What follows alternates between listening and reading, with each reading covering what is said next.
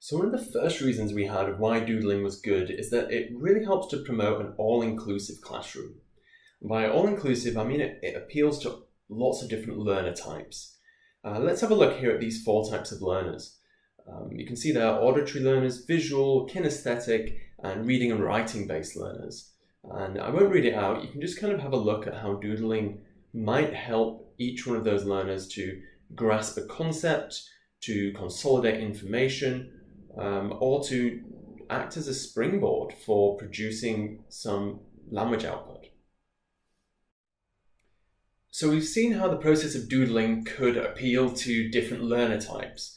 And hopefully from just reading that short passage there, you also start to get a few ideas about how doodling might be actually a good method or a good tool to connect to some of our key values at York, which is using English for communication purposes, largely focusing on speaking and listening. Now, we make use of things like flashcards, of TPR, of handouts and pictures and supplementary videos in our lessons all the time. But we don't often see or use doodling as a way of creating more communication between our students. Doodling is often seen as a kind of solitary task, or a cooler, or something where students are kind of sitting individually, just sort of doodling quietly to themselves.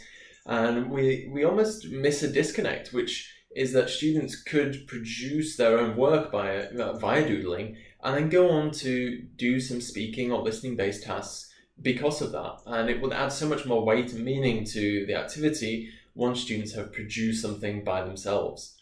It also connects very nicely to some higher order thinking skills, because of course doodling means creativity, and sharing that creativity also then means evaluating, discussing, and making judgments about other people's work.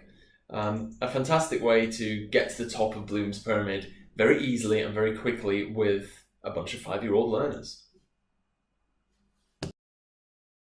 Let's have a little bit more of a closer gander at some of the official propaganda that came with Doodletown to discuss the benefits of doodling.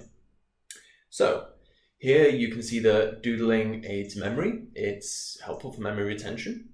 It improves the capacity to think and process information visually. It helps students visualize the material.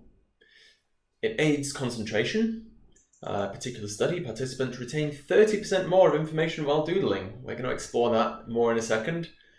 Imagination and creativity. Problem solving. Critical thinking. And even extending out to classroom management as a safety valve that allows pressure to be dispelled in a playful and creative way. And of course, communication, like I just mentioned there, the opportunity to exchange ideas and meaning.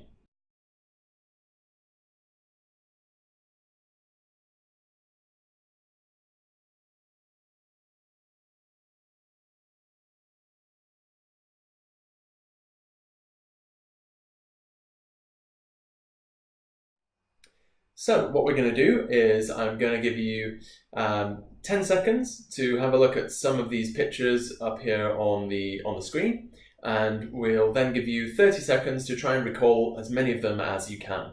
Whoever's running this training, I'm just going to rely on you to pause the tape for an appropriate amount of time. First time we do this, you're not allowed to do any doodling or any writing whatsoever. You just have to use your old noggin.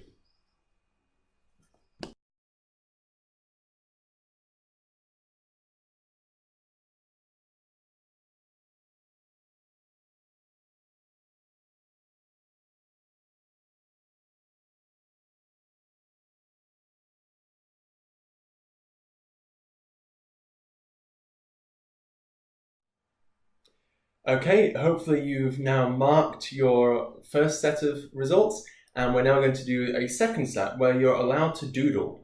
You're not allowed to write anything, but you could draw some pictures to help prompt your memory.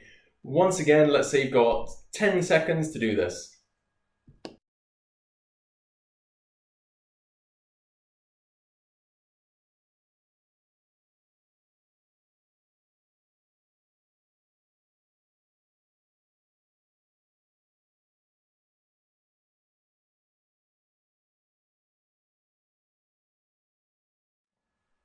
Okay, just to recap there, according to the Doodletown statistics, you should have recalled 30% more of the language when you were doodling the words than when you were not doodling the words. I tried this experiment. Unfortunately, I got 10 out of 10 in both the tests, so the results remain inconclusive, but hopefully you found a better result than I did.